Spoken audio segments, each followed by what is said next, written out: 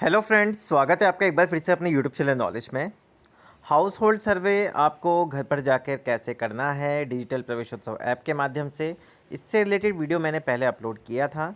लेकिन अभी भी कुछ डाउट्स हैं इस ऐप पे सर्वे को लेकर, तो आज हम उन्हीं के बारे में बात करने वाले हैं कि डिजिटल प्रवेशोत्सव ऐप 2026 पर आपको सर्वे किस प्रकार कंप्लीट करना है, क्या इसमें सभी घरों की प्रविष्टि होगी या इन किन बच्चों की ऐप में एंट्री होगी, किस आयु वर्ग के होगी, या पहले से किसी ने एडमिशन ले रखा है अन्य स्कूल में उनकी एंट्री होगी या नहीं होगी, अनामांकित ड्रॉप आउट बच्चों की एंट्री कैसे करनी है, ओएससी स्टूडेंट्स की हमें एंट्री कैसे करनी है, कुछ पर्टिकुलर एज ग्रुप वालों की एंट्री हमें कैसे करनी है, साथ ही साथ ऐप में जो डेटा सिंक है वो कब करना है।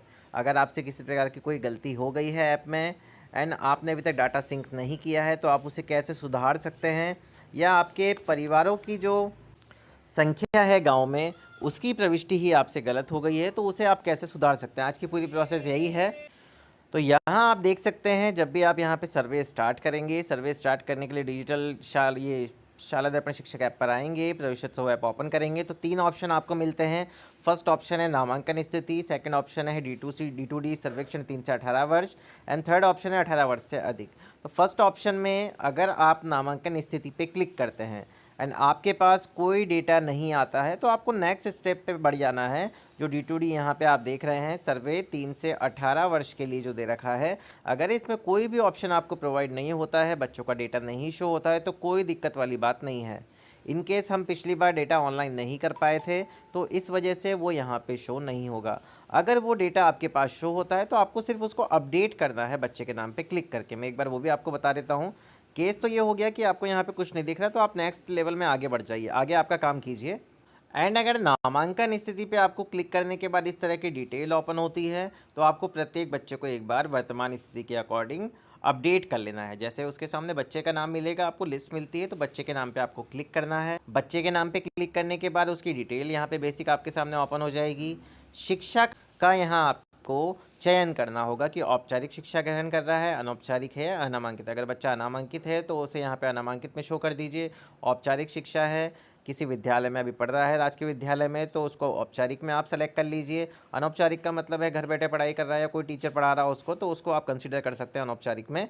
बट अगर इन केस यहाँ पे वो पढ़ रहा है तो आप औपचारिक सेलेक्ट करके उसको सहेजे पे क्लिक कर दे। प्रत्येक स्टूडेंट के साथ यही करना है। इन केस लिस्ट यहाँ पे शो नहीं होती है तो कोई दिक्कत वाली बात नहीं है। नेक्स्ट ऑप्शन पे आपको बढ़ जाना है, D2D सर्वेक्षण 3 से 18 वर्ष के लिए। अब हम वहीं चलते हैं डायरेक्ट। इस वाले ऑप्शन पे हम क्लिक करेंगे सेकंड ऑप्शन पे क्लिक करने के बाद अब आपको क्या करना होता है, फर्स्ट स्टेप, नया घर अस्थायी निवास जोड़ें, इस पे हम क्लिक करेंगे। जैसे इस पे क्लिक करेंगे तो इस गांव में कुल कितने घर हैं उसकी एंट्री आपको यहाँ पे करनी है।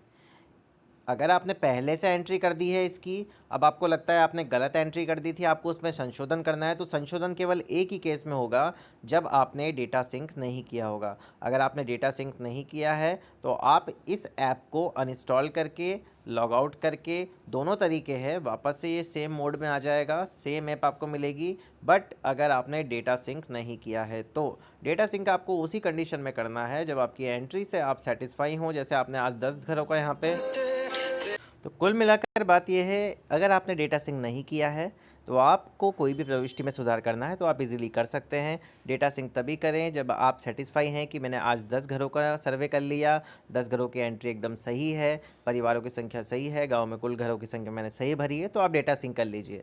अगर आपको कोई डाउट है तो अगले दिन कर लीजिए, ऐसी कोई दिक्कत वाली बात यहाँ पर नहीं है।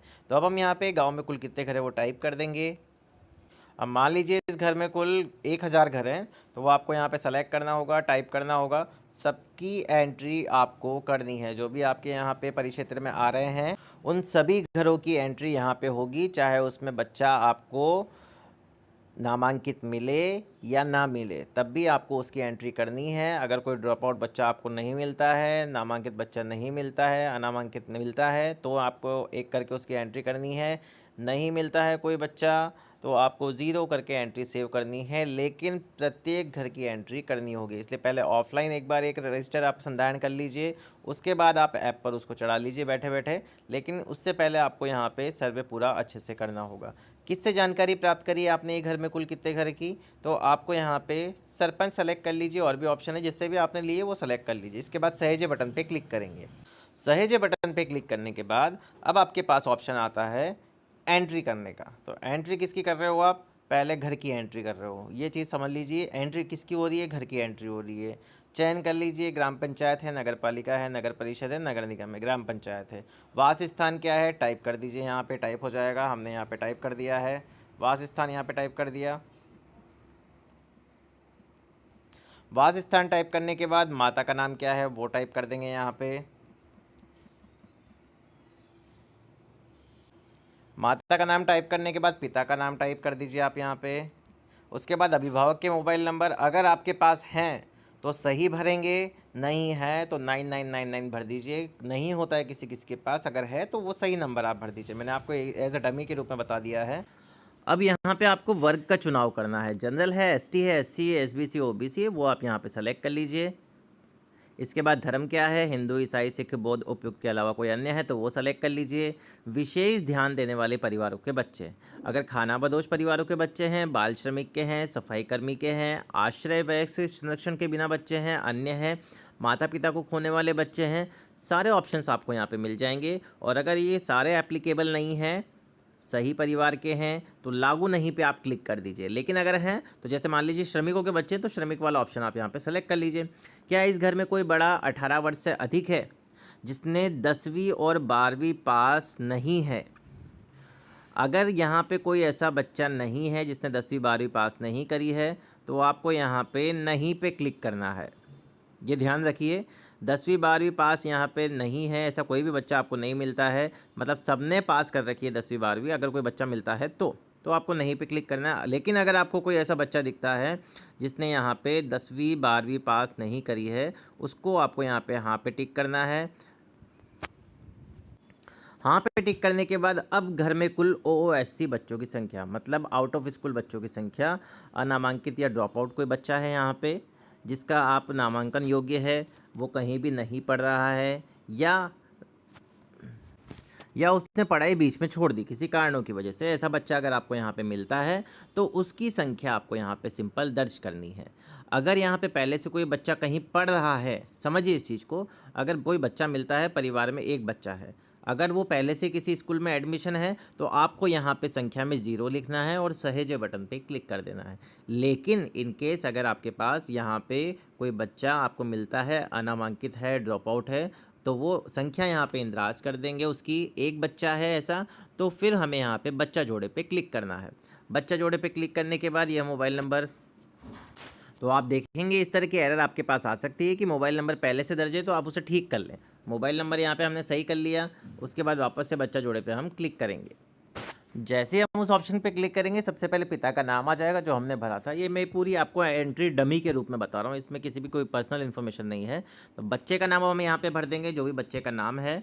जैसे मैंने यहाँ पे किसी बच्चे का नाम एंटर कर दिया। अब उसका मेल फीमेल क्या है वो हमें यहाँ से सेलेक्ट करना है, बालक है, बालिका या ट्रांसजेंडर है, वो सेलेक्ट कर लिया। अब बच्चे की जन्मतिथि क्या है? अब आपको लगता है बच्चा अनामांकित है, बच्चे का कहीं भी एडमिशन नहीं है, पहली कक्षा में प्रवेश के लिए वो यहाँ पे एलिजिबल है, तो आपको यहाँ पे उसकी जन्मतिथि दर्ज करनी है। अब आप यहाँ देखेंगे उस बच्चे की जन्मतिथि एंटर कर दी तो उसकी आयु हमारे पास आ गई है। अब उसकी शैक्षणिक स्थिति क्या है, क्या वो इस वर्ष नामांकन योग्य है, तो आप उसको यहाँ पे क्लिक कर दीजिए। विशेष आवश्यकता वाला बच्चा है वो आपको यहाँ पे ऑप्शन मिल जाएगा उसका। तो विशेष आवश्यकता वाले बच्चे के लिए ऑप्शन के लिए चयन करने के लिए क्या दृष्टि दोष है, श्रवण दोष है, मानसिक विमंदित है, अस्थि दोष है, अगर किसी प्रकार की कोई दिक्कत नहीं है तो लागू नहीं पे क्लिक कर दीजिए और आपको सिंपल यहाँ पे सहेजे बटन पे क्लिक करना है। सहेजे बटन पे क्लिक करने से पहले मैं आपको एक चीज़ और बताना चाहूँगा। अब हमने यहाँ पे जन्म तिथि क्या डाली है 2020, तो बच्चा कितने साल का हो गया 6 साल का, तो हमें कौन सा ऑप्शन मिला इस वर्ष नामांकन योग्य का, तो हम वही सेलेक्ट करेंगे।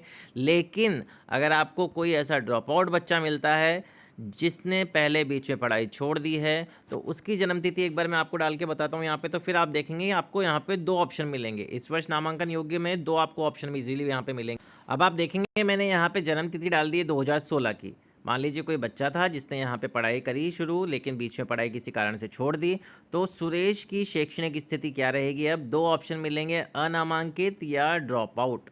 तो अब आप इसको ड्रॉप आउट सेलेक्ट करेंगे। अब ड्रॉप आउट जैसे ही सेलेक्ट करेंगे तो आप देखेंगे ड्रॉप आउट कक्षा का चयन आपको करना होगा, किस कक्षा में वो ड्रॉप आउट हुआ है। मान लो 5वीं में हुआ है तो ओओएससी होने का क्या कारण था? परिवार की सामाजिक आर्थिक स्थिति सही नहीं थी, बाल विवाह किया था, परिवार का प्रवास हो गया था, अभिभावक की शिक्षा के प्रति उदासीनता थी। तो बहुत सारे कारण आपको यहाँ पे मिलेंगे, तो वो कारण आपको यहाँ पे सेलेक्ट करना है।